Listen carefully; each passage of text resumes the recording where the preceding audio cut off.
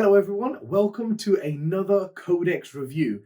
The brand new Adeptus Custodes book is out, and as promised in the Gene Sealer Cult review 2 days ago, here is the Custodes one.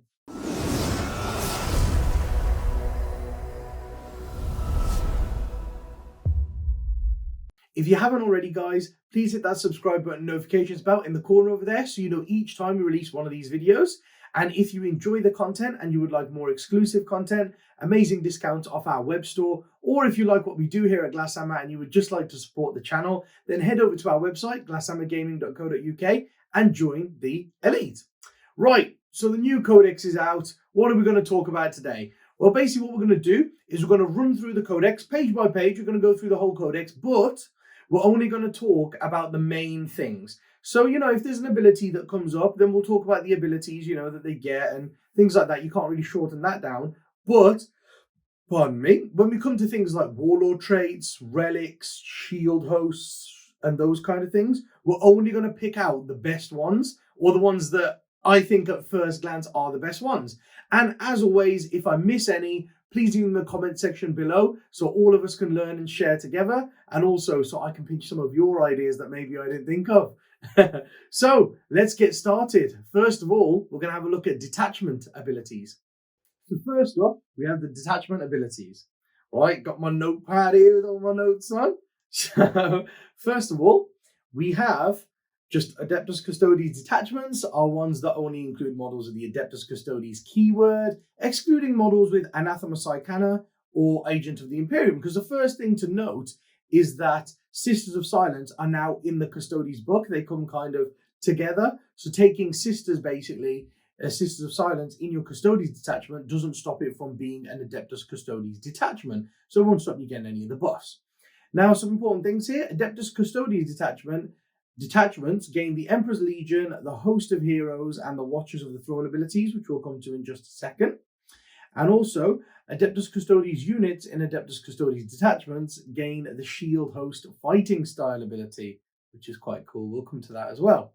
I got the Shield Host fighting style ability mixed up with the kata, so don't get them mixed up with each other. The kata at the end, I was like, oh, the Shield Host fighting style. Oh, the kata, that's the same thing, right? But actually, it's not. And then, so basically, they gain that. And also, Adeptus Custodes infantry units and Anathema Psychana troops units in Adeptus Custodes detachments gain the objective secured ability. So all Adeptus Custodes infantry, all of them, but also the Psychana troops gain objective secured. Just the troops for the Psychana, which does make sense. It does make sense that it would just be troops. And normally it's troops for every faction, but Custodes, just any infantry is OBSEC. Now, that is a little bit of a nerf in my opinion, because before, all Custodes infantry and biker units had the objective secured ability. Now, that meant your Virtus captain, your shield captain on Dawn Eagle jet bike, he used to be able to whiz round the board, kill little units of objectives, and have objective secured, or you used to be able to go in, tag a tank that was sat on objective and go, well, it's mine now because we both got one model, but I'm objective secured. So it's a nerf in that sense. And also your bikers, your Virtus Praetors, they will no longer be able to be objective secured. And losing that is a big, big hit in my opinion. But they may have gained some other cool stuff. So, that remains to be seen as we go through. And also, each Adeptus Custodes model counts as one additional model when determining control of an objective marker. This is cumulative with any of the rules that makes them count as additional models. Pretty cool. So they count as 2 models when they're holding objectives, basically, every single custody. They should have something like this because they're too elite. For example, not too elite, just they're very elite. So if you have a unit of 5 custodian guards, say, traditionally that's 200 to 250 points that unit is. And that's sat on an objective, even though they're objective secured. If 10 guardsmen run over, and that unit costs 55 points, if a unit of 10 guardsmen runs over and sits on that objective with them and goes, right, I've got 6 models touching that objective to your 5, it's now my objective. Even though you are 5 proper stalwart custodians that are ready to chop up with shields and swords, my 6 guardsmen have stole the objective off you. I don't think that would happen really. So at least now, with every single model counting as 2, a 5-man unit counts as 10 objective secured models on an objective. That's a huge buff. Huge buff. And then let's just quickly go through the abilities that we mentioned when we said the Adeptus Custodes detachments, and they gain Emperor's Legion, Host of Heroes, and Watchers of the Throne. So Emperor's Legion, first of all, you cannot include more Anathema Psychana troops units than you do Adeptus Custodes troops units in each Adeptus Custodes detachment. So for those of you out there that were thinking, actually now I can take a really, really cheap battalion of Custodes by taking 2 characters and then having 3 Sisters of Silence units as my troops for the cheapest troops, and then I can just fill out all the elites and fast attack and heavy support with juicy Custodes stuff. You can't actually do that because, like it says, you cannot include more Anathema Psychana troops units than you do Adeptus Custodes troops units in each detachment. So it's troops units. It doesn't say for every Adeptus Custodes unit, it says for every Adeptus Custodes troop unit. So for every basically custodian guard unit in your army, you can take 1 Anathema Psychana troop unit as well. So you will still have to pay points tax on taking the Custodes, and that also means that your cheapest battalion, well, to be fair, I was about to say it's only going to come down, but it's going to come down by like 50, 60 points because you can take 1 Psychana Sisters unit, and then you can take 2 Custodian Guard units, and that would give you a battalion because you need 3 troops as a minimum in a battalion. But like I said, you can only have 1 Psychana unit for every Custodes. So you can take 1 Custode, then a Psychana, but then your third one must be a Custode troops unit again. So, it's not like your whole battalion. You can go, instead of 3 units of Custodian Guard, which are 150 points each, I'll take 3 into these sisters. That's probably going to be 60, 70 points each. And then, I'm saving 80 points per unit. Overall, there's 250 points in the detachment. But actually, it's not. It's more like saving 70, 80 points just because 1 unit becomes cheaper. And also, you cannot include more Anathema Psychana HQ units than you have Adeptus Custodes HQ units. That makes sense if we're following on from the troops. And also, you cannot select an Anathema Psychana model as your Warlord. So if you've got Adeptus Custodes detachment, then you cannot select an Anathema Psychana model as your Warlord. But that's only if you have an Adeptus Custodes detachment.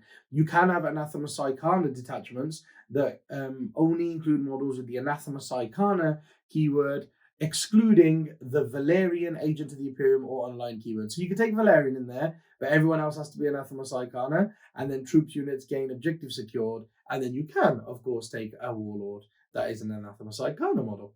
But you can't in a Custodes detachment. Then you've got Host of Heroes, which says you can include a maximum of 1 of each type of shield captain in each Adeptus Custodes detachment from your army. Now that's a bit weird. I love that. I think that makes Custodes very powerful because if you look in most other armies now, you're limited to 1 per detachment, period.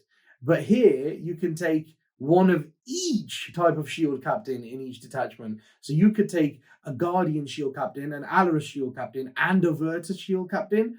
You could take all 3 of them in 1 battalion if you wanted to, which I think is insanely powerful considering, like if you take a Demon Prince, you're only allowed 1 in a detachment. If you take a Tau Commander, you're only allowed 1 in a detachment. So you've got all these, restrictions for other people, and they just don't count for these guys, which I think is incredible. Having 1 of each in 1 detachment is very powerful. Then you've got Watchers of the Throne. For the purposes of the Lookout Sir rule, each Adeptus Custodes infantry and biker model counts as 2 models for friendly Adeptus Custodes character models of the same shield host. So if you've got units protecting characters that are the same shield host as them, for the Lookout Sir rule, every model counts as 2 models, basically. It just says, it says counts as 2 models. I thought it was going to say count as an additional model, but no, it just says counts as 2 models. So it tells you the set value.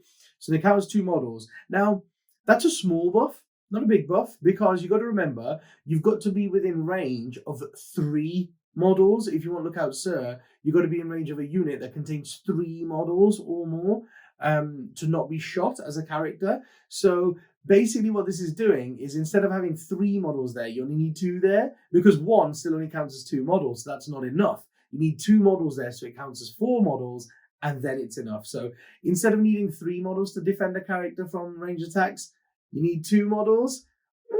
It's a small buff. It's a small buff, I'll give you that. But I think it's needed because many of your units start off as 3-man sometimes, especially if you take cheap troops, then your units start off as 3-man. So as soon as you lose one, you would lose Lookout Sir, which probably doesn't seem fair. So having that in there really helps them.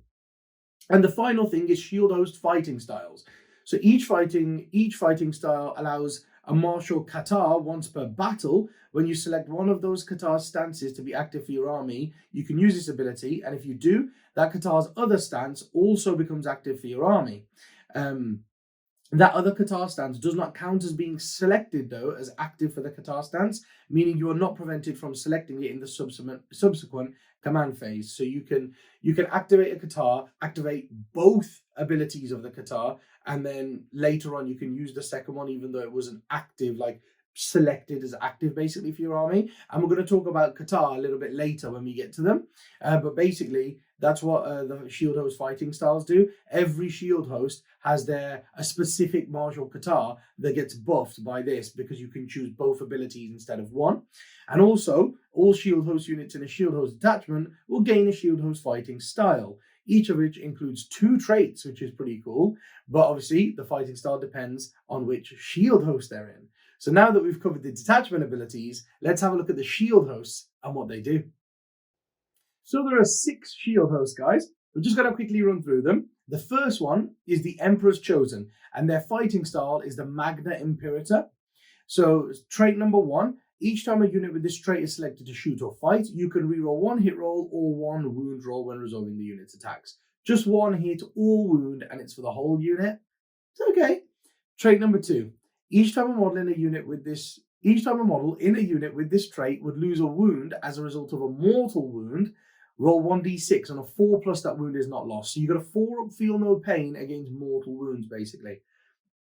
And it's not just mortal wounds caused in the psychic phase, it's just all mortal wounds. So if you get bombed by bombers in the movement phase, you get saves against that. If you get shot and the shots do mortal wounds in addition to damage, you then get a feel no pain against that. So on a 4+, you ignore those, which is okay, decent. And for Emperor's Children, decent. They've got 2 okay-ish traits, nothing silly good there. And their martial kata that they can buff is Rendax. Then their stratagem is Esteemed Amalgam. So for 1 CP, use this stratagem in your command phase and select 1 Emperor's Chosen unit from your army. Then select 1 other shield host's fighting style. Until the start of your next command phase, the models in that unit have the traits of that shield host fighting style instead of the traits of the Magna Imperator. So instead of the 1 reroll to hit or wound and the feel no pain, you can spend 1 CP and 1 unit in your army can have the fighting style of a different shield host, which is very powerful considering, some of them are good in combat, some of them are good for shooting, some of them can let you heroically intervene. So for all these things, in each turn, you can kind of see what you need and you can switch, and that's a powerful ability to have. Then their Warlord trait. I really like this Warlord trait, the Auric Exemplar. Each time this Warlord fights, after resolving all of its attacks, it can make a number of additional attacks equal to the number of enemy models destroyed as a result of his attacks during that fight, to a maximum of 4 additional attacks. Now, most of the characters have got 5 attacks or 6 attacks, so if they go in with 5 or 6 attacks, and they butcher like 4 models, then they get 4 additional attacks. So that character is going to be very powerful. And if you accompany it with the relic, the Paragon Spear, that's just below, Emperor's Chosen model equipped with a Guardian Spear only. This relic replaces the Guardian Spear as the following profile. So the shooting goes to strength 5, still -1/2 damage.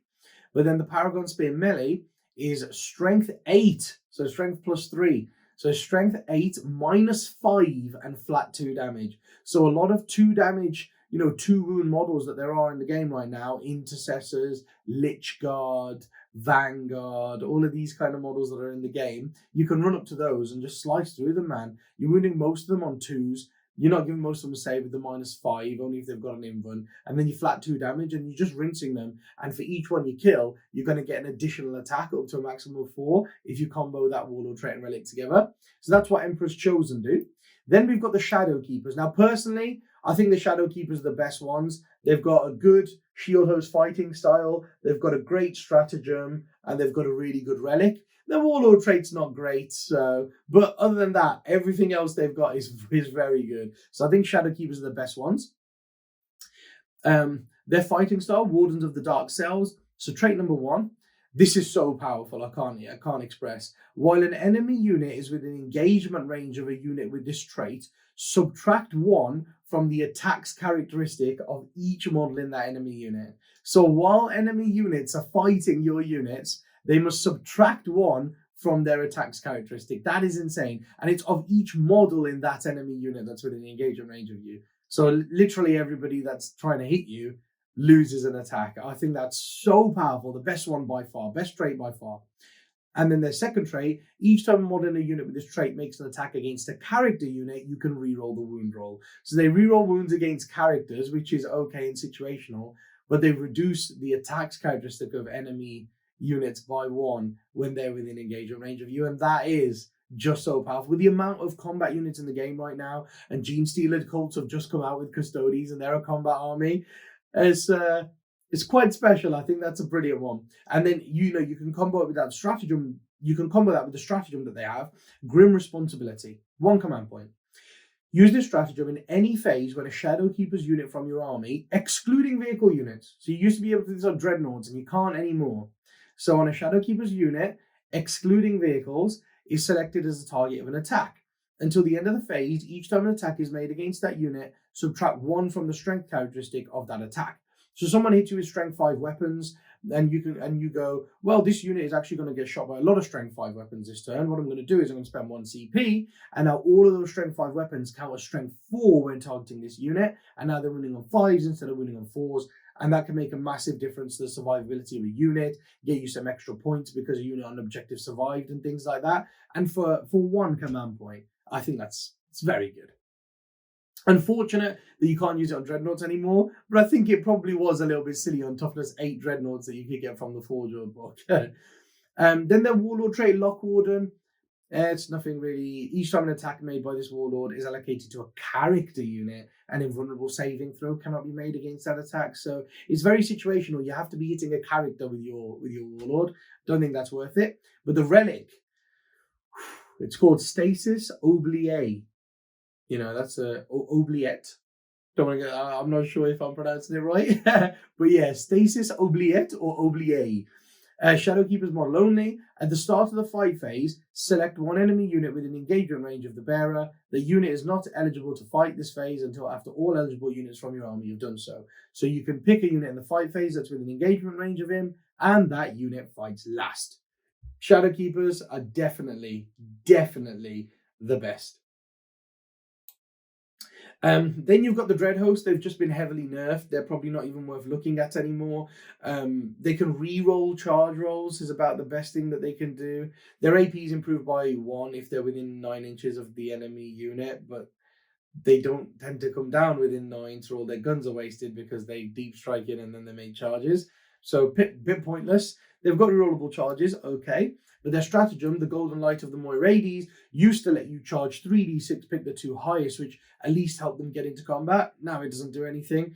When an attack is made against the unit, subtract 1 from the attack's hit roll. And you can only use it, obviously, when you're set up from the Golden Light. And each time the unit declares a charge, enemy units that were targeted by the charge cannot fire Overwatch or set to defend. So that's all they've got. Instead of getting into combat very easily, they've just got that, and I don't really like it. Their fighting style is very weak. Stratagems, meh. And their Warlord trait is okay, All-Seeing Annihilator.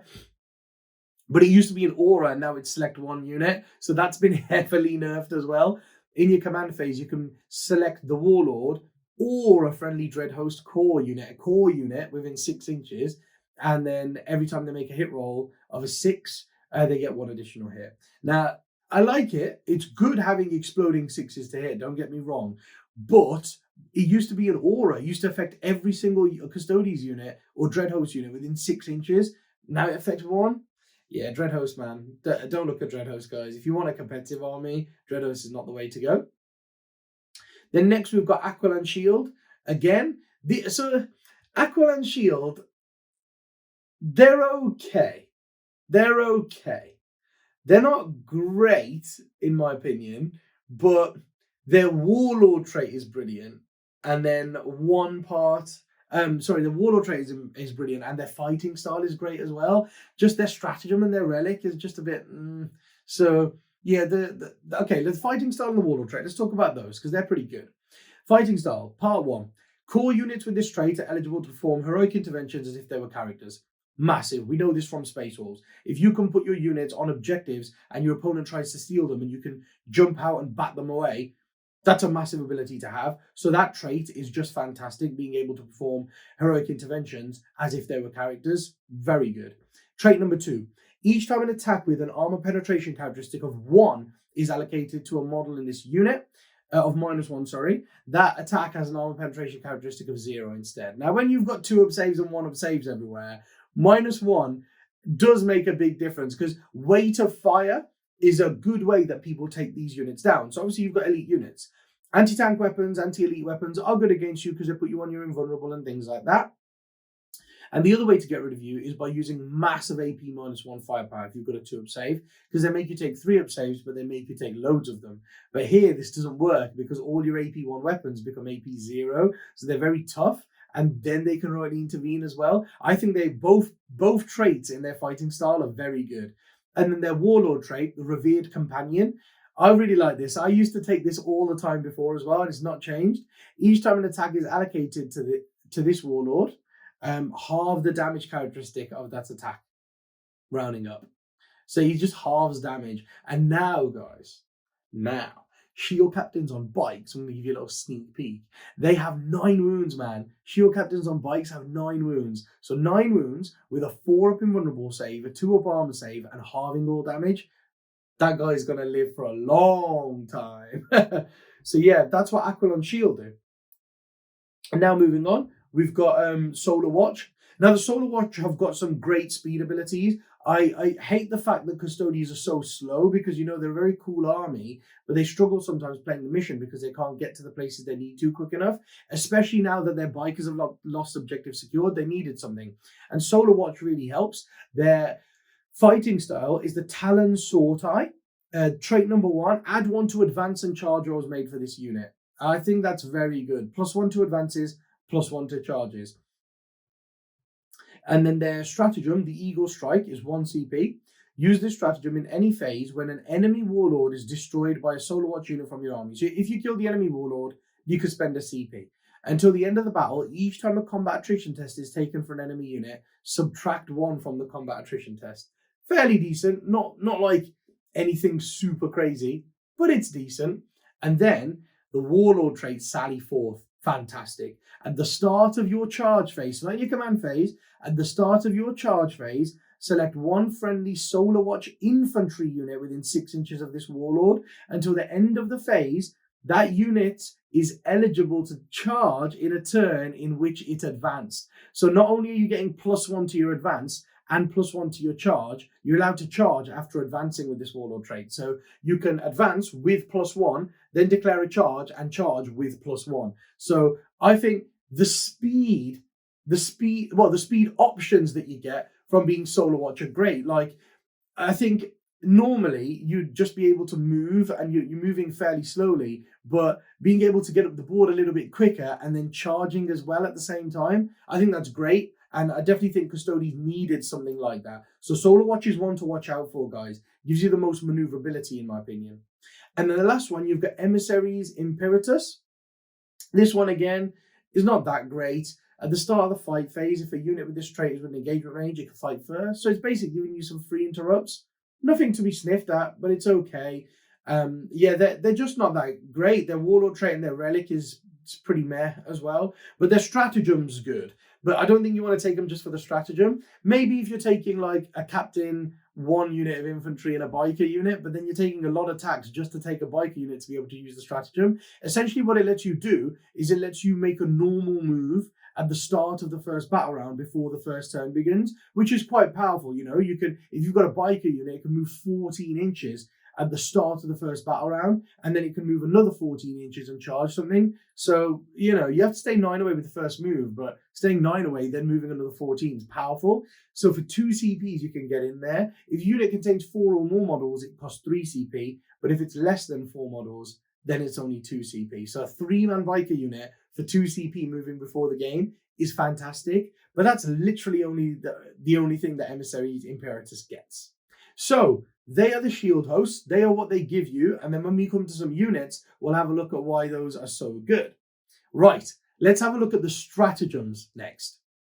So stratagems, guys. Custodians have got some great stratagems, and I'm glad to see that some of the best ones they had before are still there. They've not disappeared or anything, which is good because a lot of armies we've seen, when they've received their new codex, they have lost some of the stratagems that were key in holding them together. So let's have a look at the Custodes ones. Arcane Genetic Alchemy is the first one, and that is transhuman physiology. So every time somebody rolls a wound roll against you, an unmodified 1 to 3 always fails, regardless of any abilities that the bearer may have or the weapon that may have that's making the attacks. If your unit contains 3 or less models, it's 1 CP, and if it's more than 3 models, it's 2 CP. But it doesn't work on vehicles. So, you wouldn't expect it to work on vehicles. You'd expect it to work on infantry and bikers.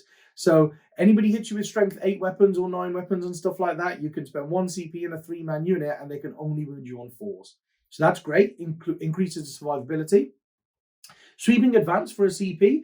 Use it in the fight phase when a biker unit consolidates, and until the end of the phase, they can move an additional 3 inches when they consolidate. It's great for if you charge a unit tactically where a wall is, in a weird place around you, because obviously bikes take a lot of movement to go around walls. So you could kind of position it where they can fight somebody and they're just away from a wall, and then the closest unit is on the other side of the wall or a favorable angle to you towards the wall. So you could kill this unit off and then spend a CP and consolidate 6 inches around the building and hide maybe, because when you're so elite, you don't want to give your opponent so many things to shoot because they will go down to weight of fire. So essentially what you want to do is you want to reduce the amount of damage that you can possibly take. Then you've got the Presidium Shield Wall, because obviously they could take Presidium shields now, not Storm shields. And for 1 CP, basically when a Custodian Guard unit is targeted as a melee attack, if every model has a Presidium shield, then until the end of the phase, each time a melee attack is made against the unit, you subtract 1 from the hit roll. So you can make your Custodian Guard units -1 to hit in combat if they all have shields. Now, this is a great argument of having all shields. But remember, if you're Shadow Keepers, then the attacks characteristic of everybody in combat with you goes down by 1. So imagine if you're Shadow Keepers and you spend 1 CP on Presidium Shield Wall with your Custodian Guard, a unit charges you, they lose 1 attack each. Potentially you could make them lose 1 strength each with the Shadow Keeper stratagem, and then with Presidium Shield Wall, they're -1 to hit you. So they lose an attack, they're -1 to hit, they lose a strength. They're just never going to get through you. That 1 or 2 CP just makes you pretty much impossible to kill in combat for some units, which I think is great. For some combat units, it makes some combat units just rendered useless against you. Why would you not do that? I think it's fantastic. Then moving on, because I'm just covering obviously some of the best ones there, guys. Avenge the Fallen has been nerfed. It's still decent. You can use it in the fight phase when a Custodes unit from your army is selected to fight. And until the end of the phase, if the unit is below starting strength, you get +1 to the attack's characteristic. And if they are below half strength, then you get +2 to the attack's characteristic. Now, actually, I think it's been nerfed and buffed in some ways. So it's still 1 CP. But before, you got to add 1 to the attack's characteristic of every model in the unit for every model that died that turn. So for example, if you had a 5-man Custodian Guard unit and 3 of them had died, the last 2 would get +3 attacks each, so you'd get more attacks. But here, you don't have to have lost them that turn. It's just if you're below starting strength and below half strength. So even if you only lose 1 model, you can spend this and everybody gets +1 attack. So it's quite powerful still, and especially when you're so elite and you have limited numbers of attacks. Any way to gain extra attacks, when you lose a model and you're like, oh, I've just lost 3 attacks, that's huge. But you can spend a CP and gain 3 or 4 attacks back depending on the size of your unit. So it can just mitigate your losses a little bit. Then you've got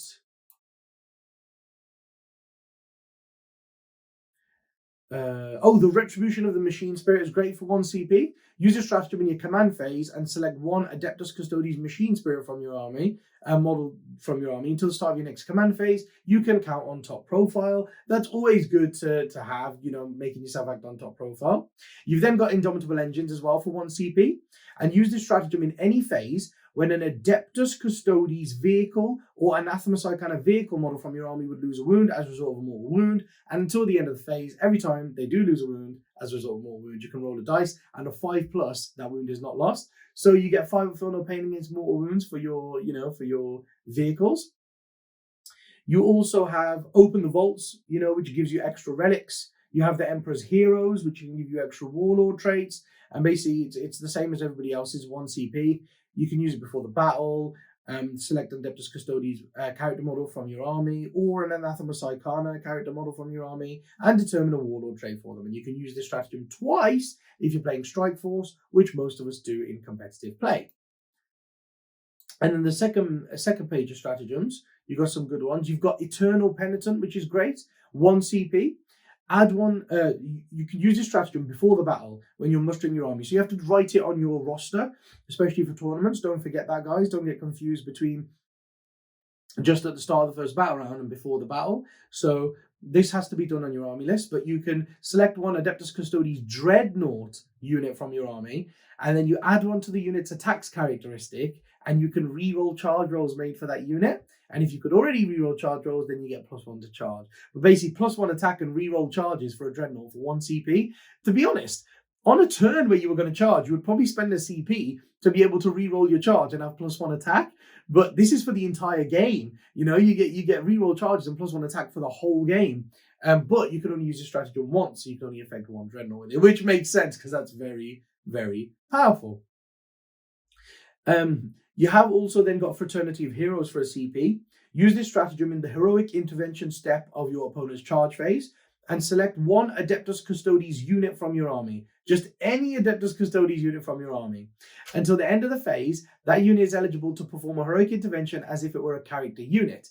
If the unit is already eligible to perform a heroic intervention, then it can perform one up to 6 inches. So this is very powerful. We were saying there was the shield host before that can heroically intervene. Like everybody can just heroically intervene. I believe it was Aquilon Shield, wasn't it? Let's have a quick look. We've only just gone past them. Aquilon Shield. Yes, Aquilon Shield units could perform heroic interventions as if they were characters. So basically, you could go, right, I like Shadow Keepers, so I'm going to play Shadow Keepers, and at least I have the stratagem to be able to heroically intervene and take people off objectives and stuff, which is powerful. Great, that's fantastic. But if you're Aquilon Shield and everybody can already heroically intervene in your army, you can use this stratagem and that unit can heroically intervene 6 inches. We've seen on Space Wolves how nasty and lethal that can be. Space Wolves with Wolfguard are one of the best armies in the game right now, and it's because their Wolfguard can heroically intervene 6 inches for a command point. That on Custodes is very nice, especially when you can do it with like objective secured units that can already intervene, butcher units, and if they fail, they've still maybe got onto an objective the opponent is on, but with like 10 objective secured models, because 5 counters 10, it's powerful. It's powerful. You have also got Indomitable Guardians, 1 CP. Use this stratagem in the fight phase after an enemy unit has fought. Select one Adeptus Custodes unit from your army that is within range of an objective marker and is eligible to fight. That unit fights next. So basically, you can interrupt for 1 command point. That's a great stratagem. They had it before. I'm glad that's one of the ones that are still there. Unleash the Lions. I'm glad this is still there as well. It makes Alarus Terminators, Alarus Custodians, play like absolute heroes. Unleash the Lions. Use the stratagem in your command phase. Select one Alarus Custodians unit from your army that contains 2 or more models. Until the end of the battle, each model in that unit becomes its own unit. So that in Crusade rules, blah, blah, blah, we don't know about Crusade. If that Alarus Custodians unit contains 3 or fewer models, it costs 1 CP, otherwise it costs 2 CP. So you could have like a 5-man unit or a 6-man unit of Alarus Custodians, deep strike in, and then they can charge in, do some damage, and then in the next turn in your command phase, you can spend 2 CP and go bang, now they're like 5 individual one-man units, and then you've basically got like 5 characters running around, because Alor's Custodians have got the profile to be characters, and they're not too expensive now. They have come down a little bit. They are still pretty pricey, you know, it's what makes your army elite when you start taking units like that. But being able to split up and act individually is very powerful. And you've got to remember, they're an Adeptus Custodes infantry unit, which gives them the objective secured keyword. So that's very powerful too. And each one counts as 2 models. So they've got that, and they've come down in points, which, you know, helps. And then you've got Maneuver and Fire for 1 CP. Use a strat in your movement phase when an Adeptus Custodes unit from your army that can fly falls back. Until the end of the turn, that unit is eligible to shoot even though it fell back. So being able to shoot with your Virtus Praetors when you fall back is something at least. It's one of the biggest pains that they had to deal with, is that they can't fall back and shoot or charge or anything. So those bikers used to get stuck in combat because when they used to charge, they had rerolls to wound. They've lost that now. That's huge. That's such a big nerf, guys. They're going to have even more problems now. I suppose this stratagem helps a little bit because it lets you fall back and shoot, but it's charging that does most of the damage with your bikers. And before, they used to be able to reroll wound rolls, but what you used on the charge, though. So what your opponent used to do is tag you, so you didn't have rerolls, and then in your turn, if you fell back, you couldn't move, you couldn't shoot or charge again. So that was very big. The Emperor's Auspice is still there, and that is great. 1 CP or 2 CP. Use it in any phase when an Adeptus Custodes unit in your army is chosen as target of an attack. Any Adeptus Custodes units. This can be used on vehicles and stuff. And until the end of the phase, each time an attack is made against that unit, your opponent cannot reroll the hit roll, wound roll, or damage roll for that attack. If that Adeptus Custodes unit contains 4 or fewer models, this stratagem costs 1 CP, otherwise it costs 2 CP. So that's very powerful. You can turn off hit rolls, wound rolls, and damage re-rolls, sorry. You can turn off hit rolls, turn off re-rolls to hit, wound, and damage for 1 unit for an entire phase, and you can use it in any phase. So that's great, great. You have also then got, there was one more that I really wanted to talk about. Tanglefoot Grenade. Tanglefoot is still there. Oh, it's so cool that that's still there, because this used to really help you in making sure that charges only went off where you wanted them to go off. If you felt that you were a bit too exposed in one position, you could always use this and bail yourself out a little bit. And it's 1 CP. Use this stratagem at the start of your opponent's movement or charge phase, and you select an enemy unit, excluding units that can fly. You can't choose units that can fly, which makes sense because it's a Tanglefoot Grenade and they're flying. So you select 1 enemy unit within 12 inches of and visible to an Adeptus Custodes infantry unit from your army, and roll a dice. That's something they've changed. It now says visible. Before it was just 12 inches, but now it's 12 inches and visible. So you can't do it around walls. You've got to be able to see the target. If it is your opponent's movement phase, subtract an equivalent number of inches from the enemy unit's move characteristic for this phase. But if it is their charge phase, you subtract the result from charge rolls made for the unit for this phase. And you can only use this stratagem once per turn, of course. But yeah, that is just fantastic. So you've got all these, you've got these powerful units, and you've got great stratagems for them as well. So one of the things that Custodes had before was they used to be a little bit bland in terms of, they had like 2 stratagems that were good for them, and the units don't really have, on the data sheets, many abilities. And, that's something that we will find now. The units don't have many abilities on their data sheets because, they're just an army like everyone else, but they've got less units, and those less units don't have more abilities. So it kind of, sometimes it can feel a bit bland, but with all of these stratagems that we've just gone through, and most of them you're going to want to use in most games, I think they're going to be quite spicy and interesting to play now, which is very good. So that's stratagems. Let's have a look at Captain Commander traits and what the best ones are for each one. Captain Commander traits then, guys. So with Captain Commander traits, it's interesting. These are the things that you pay points for to gain an ability for certain units in your army, that other things get.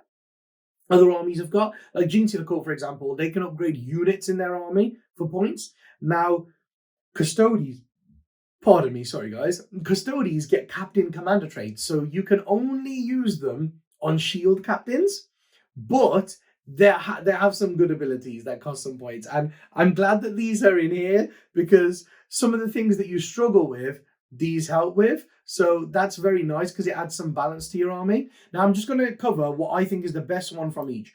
Obviously, there are multiple good choices, but I'm just going to cover what I think is the best one from each. So in the Guardian Shield Captain category, There's one called Swift as the Eagle. This model is eligible to declare a charge with in a turn in which it advanced. Now, this is very powerful on Guardian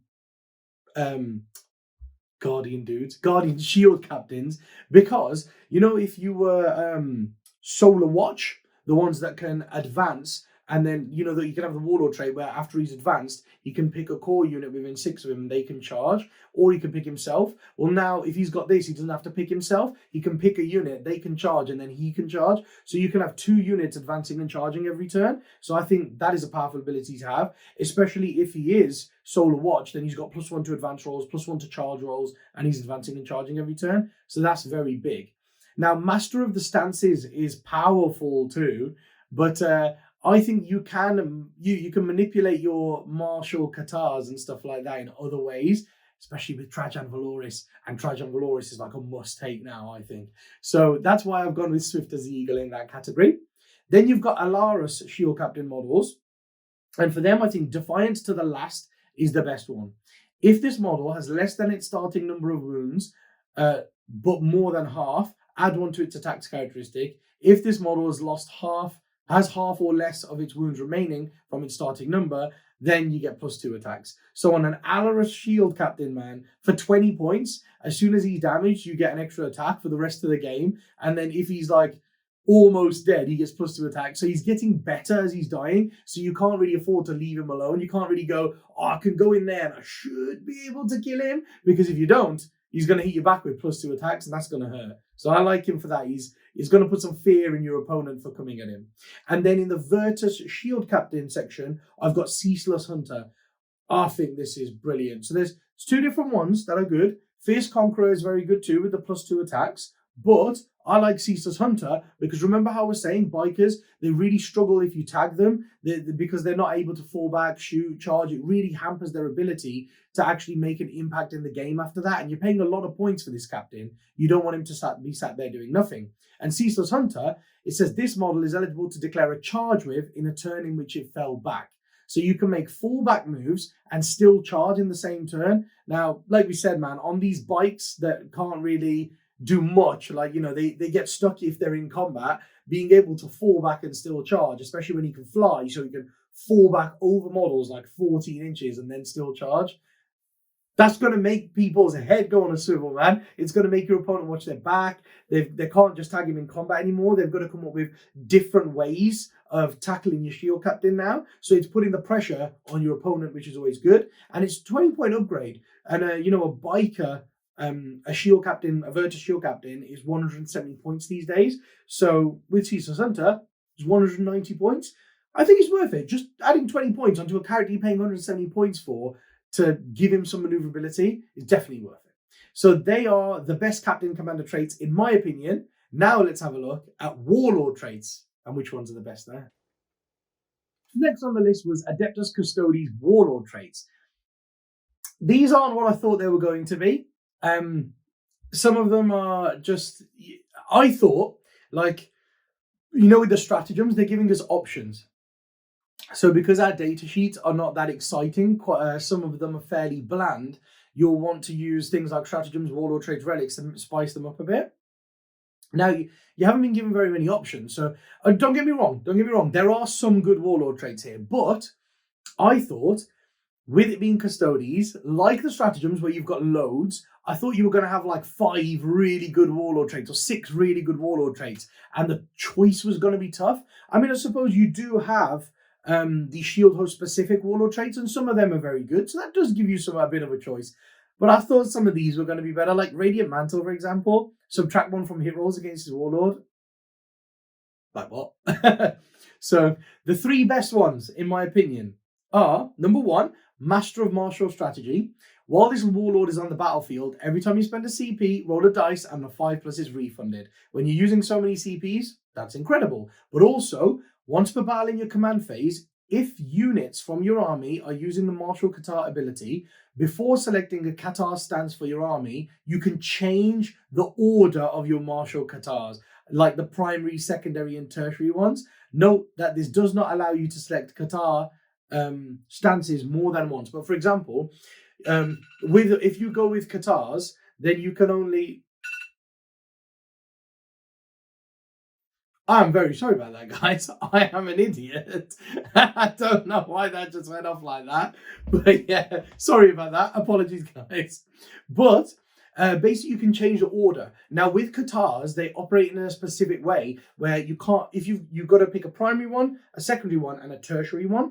And when the primary one is in play, the next battle round, you can't just go into a tertiary one. You have to go from primary to secondary to then tertiary. So what you can do is if you're in primary and you go, right, I really need my tertiary one. So at that point, once per battle, what you can do is you can go, right, I'm going to swap the tertiary and the secondary one around. So the one that was tertiary is now my secondary objective. So I can pick that. So I think that's it's a powerful ability because it lets you manipulate the order of things. And it's, you've picked it at the start of the game. Your opponent's probably planned their turns out accordingly, and then bang, you turn it around and you can do something out of sequence. Out of sequence abilities are always incredible, but it's doing that for you and also giving you CPs back on a 5+.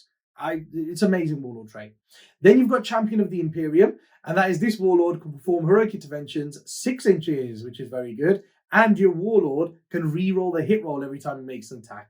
So re-rolling your attacks as a Warlord, because obviously the aura for reroll ones to hit only works from shield captains on core units within 6 inches, doesn't work on themselves. So now they can also re-roll their hit rolls, but they can perform heroic interventions of up to 6 inches without using any stratagems or anything.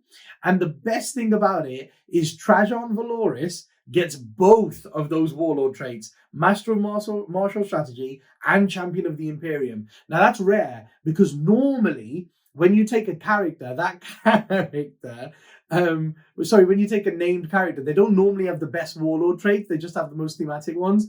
But he's got thematic ones and they are cool. So he has the best 2 Warlord traits in my opinion. But then the third one that I think deserves a mention is Superior Creation. It's not changed, and I'm glad it's not changed because this was how you used to make Verta shield captains very good, the ones on bikes, and you still can. Each time this Warlord would lose a wound, roll a d6, and on a 5+, that wound is not lost. And when these bike captains have now gone up to 9 wounds a model, having a 5 and feel no pain, they're going to be tough to shift. And also, there was one stratagem that I missed, and I think it works in a certain way. Victor of the Blood Games, one CP now instead of 2, but it's changed.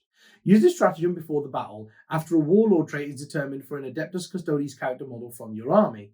Excluding named characters, that's fine. You can generate 1 additional Warlord trait for them. 1 CP, guys, 1 CP. So now you can have like the ultimate unkillable Virtus Praetor captain because he's on a bike, he's toughness 6, he's got a 2+ save, he's got a 4+ invulnerable save, and he has 9 wounds. But if he is, what are they called? Aquilon Shield. If he is Aquilon Shield and you've given him the Revered Companion Warlord trait, he halves all damage, and then you pay 1 CP at the start of in your roster, and you give him Superior Creation as well. For 1 command point, he has a 5 up feel no pain. So not only does he have a 2 up save and a 4 up invuln, he's got 9 wounds, halving all the damage that he takes, and then ignoring any damage that gets past that on a 5+. He's going to take some killing. So that's Warlord traits, guys. And, there are Anathema Warlord traits, like the Sisters of Silence ones. I don't really think any of them are very good. To be honest, I don't think you're going to be competitively, because, we talk about competitiveness in these videos quite a lot. Now, competitively, I don't think you're going to want to be taking Anathema Psychana detachments, and I don't really think you're going to be wasting your CPs. When you've got such good stratagems that you want to use on your Custodes units, I don't think you're going to want to waste your CPs on buying Warlord traits for Anathema Psychana characters. They're not very good at all. I think you want to spend them all on buying extra Warlord traits and extra relics for Custodes, and then playing the game out with the rest of the CP that you have, because I really think taking Warlord traits and even relics from the Psychana is probably a bit of a waste. There's one good relic, and we'll talk about it in a minute because we're about to move on to the relic section. So the relics for the Adeptus Custodes. Again, there are a lot of videos out there where people mention relics, and then, they literally walk through every single one and what it does. We're not going to do that. We're just going to pick out some key ones that we think are very good. So first of all, we have the Eagle's Eye. This used to just give the bearer +1 invulnerable, so it used to give him a 3+ invulnerable save. But now, everybody in your army's got a 4 up invulnerable anyway. So you don't get a 3 up invulnerable. You stay on your 4 up invulnerable. But now, instead of the +1 invuln, you add 1 to the wounds characteristic of the bearer, so they just get +1 wound for the whole game. But, and then here it is, once per battle, before making a saving throw for the bearer can activate the helm's Sensorium Geists. If it does so, then until the end of the phase, the bearer has a 3+ invulnerable save. So you do get a 3+ invulnerable save, but it's only for 1 phase now, and you get an extra wound. So significantly nerfed, because you used to get a 3+ invulnerable save for the whole game, but now you use it like situationally. If there's one key turn where you think he might die, that's when you pop it. So you've got to use it more wisely, but it is still a very good ability, especially that they're taking 3+ invulnerable saves out of the game for the main part. So having a unit that can still take a little bit of an advantage of having a 3+ invulnerable save is always nice. You then have the Auric Aquilus, biker model only. This again used to give the bearer a 3+ invulnerable save. Doesn't do that anymore, which I'm actually glad about, because could you imagine that revered companion bike captain with the superior creation warlord trait running around with a 3+ invulnerable save? That wouldn't be very nice. So you can only get a 4+ invulnerable save on him now, thank God. But it's for a biker model only, and you can re-roll charge rolls made for the bearer. That's great, lets you get in there. And then also in your movement phase, when the bearer is selected to move, it can boost. Check this out, people. If it does so, until the end of the phase, double its move characteristic. So it moves 28 inches. But it is not eligible to shoot or declare a charge in that turn. Now, you're only going to want to really do this late game. Maybe early game if you've like deployed on the wrong side and you need to get over to the rest of your army. That's always a thing, if you made a mistake a little bit in your deployment, or one flank seems to be falling and that's the flank that this captain's on, you can quickly get to the other side. Or if one flank's falling and he's not on that side and you think they could do with his help, you can quickly boost to that side. So you can use him in a very maneuverable manner, and he gives you some options with your movement, but also he can reroll his charges. So I think the Auric Aquilus is a great relic because it gives you options, and anything that gives you options is always great. The next one I wanted to talk about is the Veiled Blade. Now, the Veiled Blade is a model equipped with a Sentinel Blade only. It's not too special. It's strength +1, AP -4, and flat 2 damage. Now, what I really like about it is each time the bearer fights, it makes 2 additional attacks with this weapon. So that's great. Now, imagine you've got a character who's got +2 attacks, and then they're fighting a strength 6, -4, flat 2 damage. They're probably going to kill quite a few 2-wound models with that profile, especially with that strength and the AP that's -4. They're going to do quite a bit of damage with an extra 2 attacks. But if you take that on your Emperor's Chosen guy, remember we had that Warlord trait, the Auric Exemplar, where every time they kill a model, they get an extra attack for that phase. For every model that they've killed, they make an extra attack for up to a maximum 4. Now, if you've got +2 attacks and you're fighting with like 7 attacks, the likelihood of killing like 4 models that are 2 wounds each with that strength and AP is quite high. So you kill 4 models, you get 4 extra attacks, and all of a sudden that guy's made 11 attacks this turn. Man, on a character that's like 110, 120 points, that's great. So that's a very good relic. And the last one I just want to talk about is the Praetorian Plate. This is pretty cool. It's tricksy. You can only take it on a Terminator model, so most likely it's going to be an Alarus shield captain. You add 1 to the bearer's toughness characteristic. They're already pretty tough. That just makes them even tougher. But once per battle, in the heroic intervention step of your opponent's charge phase, if the bearer is not within engagement range of any enemy unit, so if he's not been charged, it can perform a teleport shunt. Remove the bearer from the battlefield and set it up within 3 inches of a friendly unit, excluding vehicle unit, so a unit that's been charged basically in your army, and within engagement range of an enemy unit. If it's not possible, then he can't do the teleport shunt. And obviously you cannot perform heroic interventions when you use a teleport shunt. But imagine that a unit on the opposite side of the board has been charged, right? And this character over here, 40 inches away, can just be picked up and put into combat to try and save that unit. Oof. We've seen that done with some other units before, like the Sanguinor can come in like that and stuff, and it's always been very powerful. So that is the relic section. But I did say there was one okay-ish relic for the Psychana. I'm just going to quickly tell you what it is. It's called the Enhanced Void Sheen Cloak. It gives the bearer a 4+ invulnerable save, and also each time an attack is made against the bearer, you can subtract 1 from that attack's hit roll and wound roll. So you -1 to hit and wound the character, and also have a 4+ invulnerable save. That's very, very powerful. So, it's just great. I think the thing is like I said before, you don't really want to be using CPs on your Psychana units. If she's going to die, it's fine, let her die. She's like a 60-point character compared to your Custodes units. I think you're going to want to spend your CPs on your Custodes, but, you know, I'm telling you about this because it is half decent. So if you do like the sister section and you would like to take Warlord Traits and Relics for them, you've got some options. So that's that. Now, let's have a look at the chapter approved rules. Now, the chapter approved rules part of this, guys, is not very great at all. I don't think they've got a very good secondaries. There's one which is better than the rest. The Purge the enemy one, Auric Mortalis, is terrible. You've got to choose an enemy Primarch or Supreme Commander and then kill it, or the highest pointed value unit in your opponent's army and then kill it. I don't think you want to be tied into that, because the minute your opponent knows you've taken Auric Mortalis, they can sit that one unit at the back of the board and go, you've just lost 15 points. So that's terrible. Rubbish one. You've also got Might of Terror in the No Mercy, No Respite section. You score 4 victory points at the end of the battle round, which is a lot of victory points, but it's if one or more enemy units were destroyed and no Adeptus Custodes or Anathema Psychana units from your army were destroyed this battle round. Man, you know, I've played Custodes a few times, both with them and against them, and you lose units if you want to try and go and score the mission and play the game. So, man, to gamble on the fact that you're going to kill the opponent and they're not going to kill a single unit in your army every turn, that would be a silly thing to do as well. I don't think that's good either.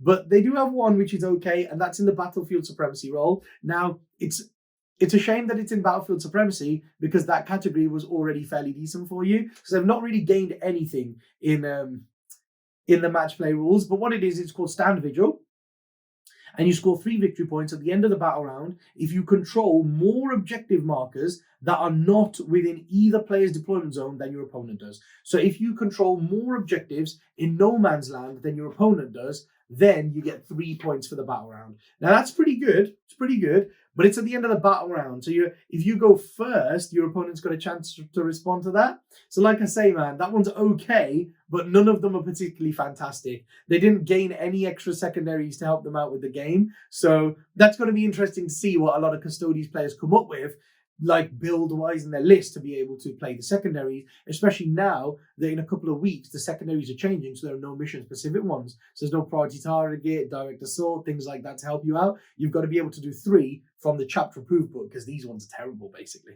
So that's that. Now, the final thing I want to talk about is the data sheets. Let's have a look at what data sheets we've got and what they can be used in conjunction with.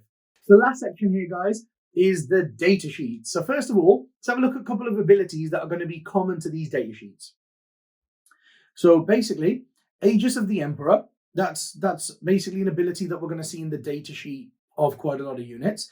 And what that does is models in this unit have a 4+ invulnerable save. So it gives all of your Custodes a 4+ invulnerable save, basically, which is good. You know, before they used to have a 5+, the shields used to give them a 3+ invulnerable save and stuff like that. But now having because the way it used to work, is you used to get a 5+ invulnerable save, and then a Storm Shield used to give you a 4+ invulnerable save, and then you used to get +1 to your invulnerable saves. So normal Custodes went from a 5 to a 4, and then Storm Shields went from 4 to a 3. But now it's just models in this unit have a 4+ invulnerable save. So there's no more 3+ invulnerable save Storm Shields in units. That's not a thing anymore.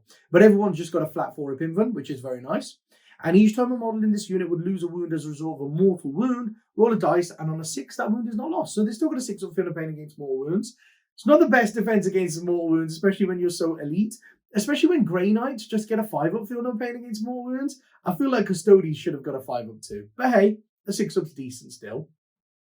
And then you've got Daughters of the Abyss. This unit cannot be targeted or affected by psychic powers. That really helps, you know. That means that, you know, those couple of units that I was saying that you might want to take, sisters-wise, like 2 little units of 5 and stuff like that, just to fill out your cheap battalions, basically. You could take those, like, little units, and if you play a Psychic Smite heavy army, you can chuck these girls up at the front, and they cannot be targeted or affected by psychic powers, so you can keep your Custodes alive longer.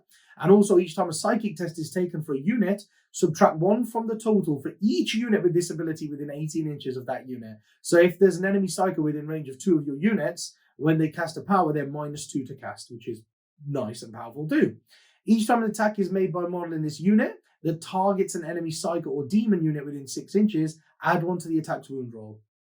It's all right. I don't think they do too much damage anyway, but it's nice. And the final one is from Golden Light. So during deployment, if every model in this unit has this ability, then you can set up this unit in a teleportarium chamber instead of on the battlefield, and they can come on from reserves, like 9 inches away from enemy units. So it's basically deep strike. So that's great. So that's the detachment abilities. And then we've got the actual data sheets. Now in the data sheets, man, you got some great stuff. So the first guy I want to talk about is Trajan Valoris. There's no way you don't talk about Trajan Valoris. There's no way you don't take Trajan Valoris. He is incredible. He's 170 points now, so he's come down. He's come down in points, and in my opinion, he's gotten better. So he's toughness 5, he's got 8 wounds, leadership 11, save 2+, 6 attacks, and of course a 4-up invulnerable save because of Aegis of the Emperor. He has got 6 attacks hitting on 2s, so that's going to be like 5 hits. Then he's strength 10, -3, flat 3 damage. Strength 10, -3, flat 3 damage. Very, very strong. And also, while friendly Adeptus Custodes core units are within 6 of him, they can reroll hit rolls and wound rolls of 1. Just incredible. The moment shackle has changed. Once per battle, you can do one of the following. At the end of the fight phase, if this model is within engagement range of any enemy units, it can fight again. When a saving throw is failed for this model, the damage characteristic of that attack is changed to 0. Or, after an enemy unit has fought, if this model is eligible to fight, you can fight with it next. So you can interrupt for free once per game, or you can fight twice once per game, or you can change the damage of a big weapon that's gone through to 0 once per game. It's a nice ability. You know, before it used to let you do a stratagem for free, regardless of the cost, which was insanely powerful. But now it lets you do one of these things, and I quite like it because remember, Trajan Valoris gets 2 Warlord Traits, and one of them gives you CPs back on a 5-up every time you spend a stratagem. So every time you use stratagem, you roll a dice on a 5-up, you get a command point back. So he's already working towards giving you your command points back just with that additional Warlord Trait that he gets. So because he's got that, I think this change the moment shackle is better now, because before it used to, you know, sometimes let you use a 2 CP stratagem for free once per game. But now over the course of the game, he might get you 4 or 5 CPs back, but also he's got these great new moment shackle abilities. So I think they've done a great job with Trajan Valoris. But also, if he's your warlord, he's got to be your warlord. This model has got to be your warlord. That's called a captain general. If he's in your army, he's got to be your warlord, which I think is perfectly understandable. It's bloody Trajan Valoris. But also, if he is your warlord, you get an additional command point. Always great. So he's giving you another command point. And of course, he gets the 2 Warlord Traits. But he only gets the 2 Warlord Traits if he is your Warlord. And also, he's got the Adamantine Mantle if that wasn't enough for you. Each time this model would lose a wound, roll a dice. On a 5+, that wound is not lost. So on top of all those great benefits, he's also got a 5-up Feel No Pain. So he's gotten quite a bit better than he was before, and he's come down in points. You want to take Trajan Valoris, man. Then you've got the Shield Captains. I mean, there's nothing really to talk about with the Shield Captains. They are what they are. You all know that they're good. Shield Captains and Custodes are just great. They always have been. They're tough to kill. They hit like a brick in combat. The Alarus one is really good with his Castellan Axe or his Guardian Spear. And I believe the normal one can take a sword. Guardian Spear.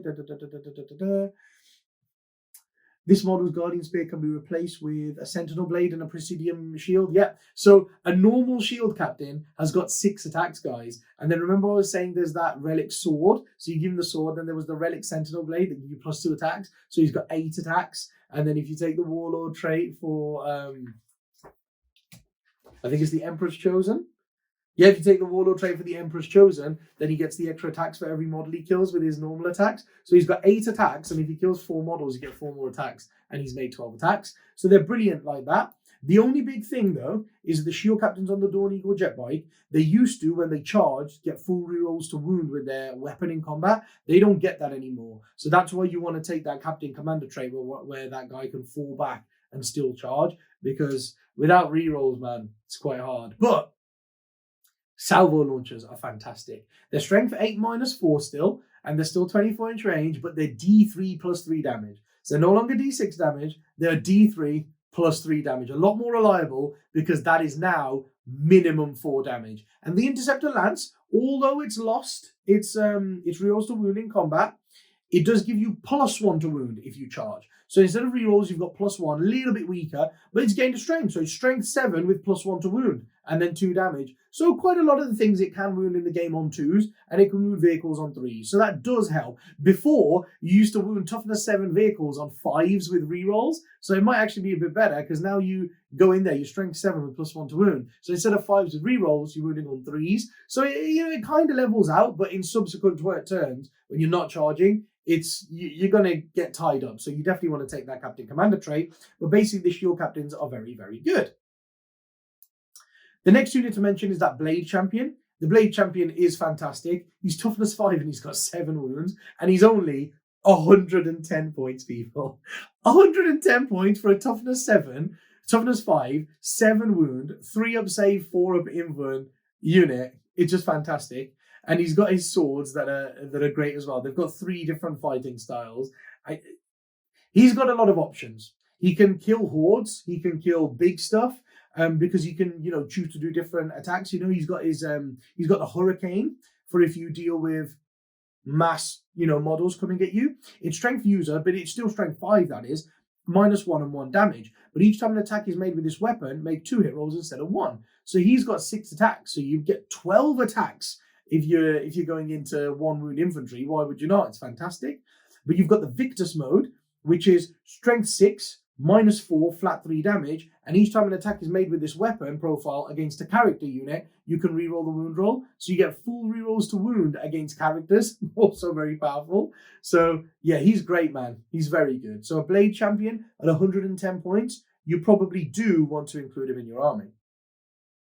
Then after that, we're on to just generic units. I did want to just mention them. I won't be talking much about them because you know what they do and they haven't changed much, but there's a couple of little changes that I think we should mention. So Custodian Guard, still 3 attacks, strength 5, toughness 5, 3 wounds, weapon skill 2+, ballistic skill 2+, save 2+. The main thing though is they've gone from leadership 8 to leadership 11.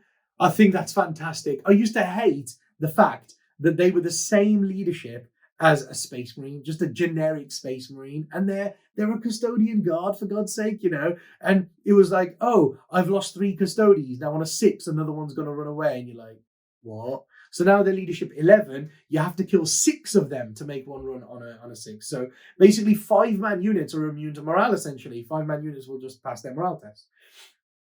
Obviously, if there's no outside factors. And now they've got Presidium Shields instead of Storm Shields. So you don't get a 3-up invulnerable anymore, and you just add 1 to the armor saving throw made for the bearer. You're already getting a 4-up invulnerable save from the Aegis of the Emperor ability. So getting +1 save with a Storm Shield with a Presidium Shield is still great. It means you're on a 1-up save. A bloody 1-up save. So tough to shift. So that's the only real change with Custodian Guard. And, we mentioned a lot of stratagems already that are going to work great with them. So, have a look back. Go back to the stratagem section and, note some of the stratagems that I said that would work well with them. Custodian Wardens, not worth it, They give you bodyguard, yeah, sure. But you look out Sirring with 2-man units, so you don't really need the bodyguard. And you're paying 5 points a model for the ability to do that. I don't think that's worth it at all. Custodian Wardens are not what you want to take. And also, they can't take shields, man. So they're all just going to be standing there with Guardian Spears. So it means they're more points than Custodian Guard, but Custodian Guard are tougher than them.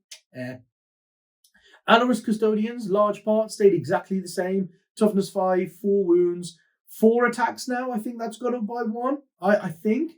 With the Castellan Axe, they're strength 8, -2, flat 2 damage. Now, it's nice that they can be flat 2 instead of D3. That helps quite a bit. But also, each time the unit pauses or consolidates, it can go towards the nearest character model instead of the closest enemy model, so long as 1 or more models in the unit finish the move within engagement range of that enemy character model.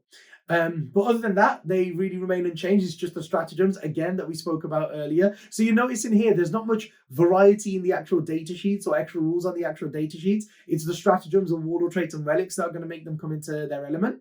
So that's Alorus Custodians. But remember, they're 65 points a model each now. So they haven't gone up, really. You have the Vexillus Praetor. He's always been great. He's changed a little bit now. So you can no longer get them -1 to... Oh, yes, you can. Sorry. Ignore me. You can choose one of 3 Vexillas, and they're all the same points, I think. He's just 105 points with a Vexilla. And also, One of them, while a friendly shield host core or character unit is within 6, it has the benefits of dense cover. So units are -1 if they want to shoot you with ranged weapons, they're -1 to hit you. It's quite decent. The Vexilla Defensor, while a friendly shield host core or character unit is within 6, it has the benefits of light cover. So, man, you can give your custodian guard that have got 1-up saves with their shields, you can give them a 0+ save out in the open. That's going to make them so survivable. I think in a lot of cases, you're going to want to take that. But, considering they've already got a 1-up, I think the other one could be very good. While a friendly shield host core or character unit is within 6 inches of this model, add 1 to the attacks characteristic of each model in the unit. That's powerful. Giving all of your custodian guard 4 attacks each. Remember when we were saying, because they've got limited amounts of attacks, that can really help. And one thing to note, though, they've now got a rule called the Aquilane Relic. So your army can only include each type of Vexilla once. So you can take 3 Vexilla Praetors, but each of them has to have a different Vexilla. And then the final thing I just want to talk about is the Contemptor Dreadnought and the Virtus Praetors. Now, the Virtus Praetors, they've been nerfed in my opinion because obviously they've lost OBSEC and they've lost the rerolls to wound on the charge. But, of course, they've got +1 to wound on the charge. They're now Strength 7, which Strength 7 with +1 to wound is incredible. So that really helps. But the big thing about them, they've gone up to 5 wounds. So they've lost objective secured, but they've gone up to 5 wounds a model. Now, all of these annoying flat 2 damage weapons that were just killing you with 2 attacks, now they've got to get 3 to kill you. So it takes 1.5 times more damage to take them down. So for that reason, I probably would still consider taking a unit of Virtus Praetors. They're too expensive to take multiple units that don't have OBSEC, in my opinion, but 1 unit could be great. And the Contemptor Dreadnought is the last thing I want to talk about, just because he's only 155 points. That's with his weapons. And he has a Combi Bolter and a Multi-Melter, which are good anyway, some nice range support, especially when he's got a ballistic skill of a 2+, and he's core, so with Trajan Valorous around, he's hitting on 2s, rerolling 1s, and then his Strength 8 with his Melter, rerolling 1s. Very powerful, nice little fire base there. But also he's got a Dreadnought combat weapon, and the Dreadnought combat weapon is Strength 14, -3 AP, and a flat 3 damage. And again, he hits on 2s in combat. So by Trajan, he's hitting on 2s, rerolling 1s, and then most of the time, he's going to be, even against toughness 7 vehicles, so he'll be running on 2s, rerolling 1s. So he's going to basically, he's got 5 attacks. So you can spend 1 CP, like we said, and that Dreadnought can have rerollable charges for the game and have 6 attacks for the entire game. And then he's basically going to get 6 hits and 6 wounds every time he fights if he's by Trajan. And 6 wounds on the enemy that are -3 with flat 3 damage. I would take him at 155 points just for his damage output, but his defensibility, oh man, he's got 3 rules on his datasheet, which just make him really tough to kill. For 155 points is too cheap. It is too cheap. He's toughness 7 with 9 wounds, right? So catch this. He's toughness 7, he's got 9 wounds, and he's got a 2+ armor save. But this model has a 5+ invulnerable save. Very nice. And then also, Guardian Eternal. Each time an attack is allocated to this model, subtract 1 from the damage characteristic. And then also, Unyielding Ancient. Each time this model would lose a wound, roll a d6. On a 6, the wound is not lost. So not only is he toughness 7, has 9 wounds, and has a 2+ save, he's also got a 5 invulnerable save, reduces all damage by 1, and has a 6-up feel no pain to ignore the damage he takes anyway. So I think for 155 points, he's a bargain. I think we're actually going to see quite a few venerable Contemptor Dreadnoughts on the board now, not just the Forge-Rolled ones, which is always nice to see. Right, guys, that is today's Codex review. That is all about the Custodes, everything they have, the best Warlord traits, relics, best units, all these kind of things. How you want to build your army is totally up to you. This is just a guide, like I say. And if you've watched the video this far and you haven't already, please hit that subscribe button, notifications bell in the corner over there, so you know each time we release one of these videos. And if you would like more exclusive content, amazing discounts off our web store, or if you like what we do here at Glasshammer and you'd just like to support the channel, then head over to our website, glasshammergaming.co.uk, and join the elite. And until next time, guys, stay safe, try out the Custodes, check out the other one as well, the Genestealer Cult review, and I will see you next week with even more content. Bye, guys.